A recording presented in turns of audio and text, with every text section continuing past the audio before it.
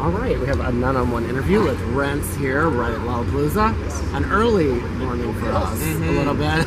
You're my first one of the day. You said it. Yeah. So, where exactly are you from? I'm from Seattle, Washington. Seattle, that's what I thought. Okay, Seattle, one of the coolest places, actually. One of my favorite places. Do you go home a lot? Is that?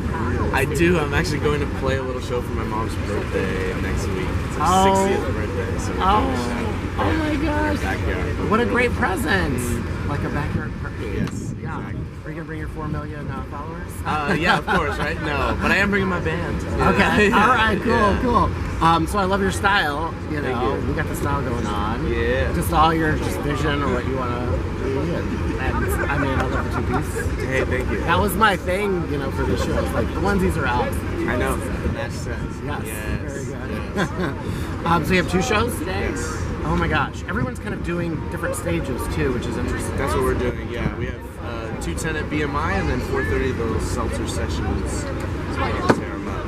Okay, nice. Do you feel pressure with some of this or no? Is it still like Certainly some pressure, right? But not an unbearable load, you know? I was actually booked for this last year when, of course, it didn't happen because of the pandemic. So we've been waiting for this for a while. oh, so you're ready. More excitement than anything else. That's a great way to do it. So where's the Rence name come from? Where's It actually comes from my middle name, which is Lawrence. Okay.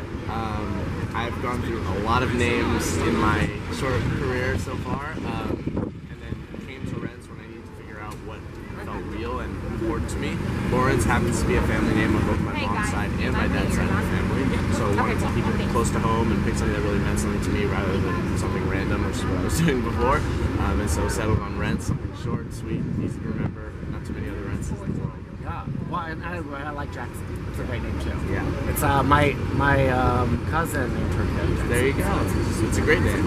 Yeah. Talk about the collaboration with Julian, you know, and all of that. Absolutely.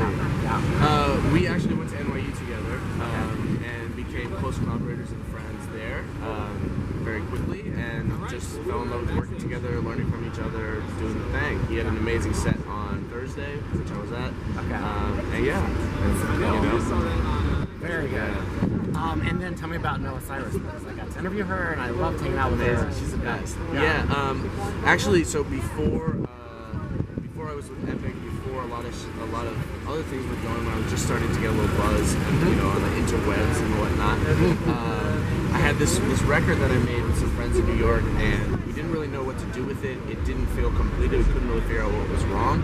And I realized one night, I was like, oh, I think someone is missing from this song, like another perspective to tell the other side of the story. And at the time, I was like, I'm gonna get Noah Cyrus on this song, and the people I was working with kind of like laughed, and they were like, okay, like good luck, you know. I was like, no, I'm gonna get her on this song. And then she just turned out to be the sweetest person in the world, and was so excited to do it, and was just such a friend to me beyond just doing the song. It was one of my first times in LA, and she was introducing me to people, and it's just a great friend to have in the industry. Yeah, and now she's dating Demi Lovato, from what I heard. Oh, is she really? Yes, Wow. I know. Go her. I had no Yeah, idea. No, amazing. Yeah. How was it when Baby blew up? How was that whole? It was amazing. I mean, you know, up until then, my music was mostly being received by people I already knew, right? And, you know, Baby Blue was one of the first times that people who I didn't know, who had no reason to lie to me, were really reaching out to me, saying it was important to them and making its way into their lives. So that was really special. And then from there, we just continued on. Where do you see yourself as a future as an artist? I'm gonna keep doing this as far as it'll take me, and then maybe pivot when it doesn't feel good. You know? Okay. My options are open. I'm not dead set on one thing, but obviously I'm here to do this and see how far I can go. Yeah, and you don't want to be boxed in. It seems like Absolutely. you want to right? Yeah. No, I started as a producer in music, so these days, especially in the pandemic, I've been doing a lot of production and writing for other artists, getting my name out that way. I'm also interested in acting with some friends' films, doing all sorts of stuff. Oh, great. Yeah, you never want to say no. No, like, absolutely. Because there's so many. Why not things. take the adventure? You know? Yeah, and see where it takes you, right? Absolutely. What sticks on the wall. Yeah. Yeah. And you have a new single? Yes. Talk about that. Absolutely. It's called Awoo, like the sound of a wolf. Like this wolf. Yes. Yeah.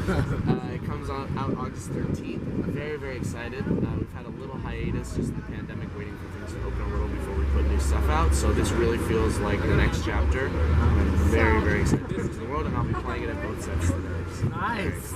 That's really cool. It's always tricky to do a new song though sometimes, but Yes, yes. sell it, I I guess. love it. I love it. I mean, I take it as really honest feedback. Like, people don't have to like it, you know, that's okay. But I'm really interested to see how it plays live and how it feels. And this is an interesting one too. It's been a while since I released a slower song. It's not softer, but kind of slower, sexier, rather than like high energy. So it'll be interesting to see how it reacts. those are even harder to sell. I know. Yeah. So we'll see what Pressure's happens. on. Yeah. All right, and then when are you coming back to Chicago? Oh my goodness. You know yet, or I something? don't know, but hopefully soon. I love this city. Lollapalooza is actually one of the first festivals I ever went to as a fan many years ago. So it feels incredible to be playing. I'm so grateful. And surreal, like a dream or something, Like a right? dream. Yeah. But I mean, it must. I know how they treat artists and everything. It's such a wild, different experience when you're in like these great little VIP areas. Yeah. Like that. Absolutely, but I do it for some pieces of it, sure, but also like me and my crew, we go out in the festival and rock out with people. Like we're fans. We're in music because we're fans of music. And even when we go on tour, like I was opening for Christian French on his last tour. Like after I do my set, I go in the crowd and watch his show and like talk to people and do stuff because like that's what it's all about. Like my favorite part of touring is getting a drink with all the people that are at the in the crowd at the show, not necessarily like staying away and being all super. Yes. That's not my thing. I get it. I totally get it. That's really great. So where do you want people to follow you? You can follow me anywhere you're looking for me. Instagram, TikTok, etc. I'm Rence on everything.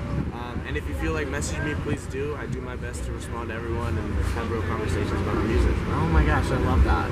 Okay, great. Well, thanks so much for that. Absolutely. Yeah. Thank you. Uh-huh.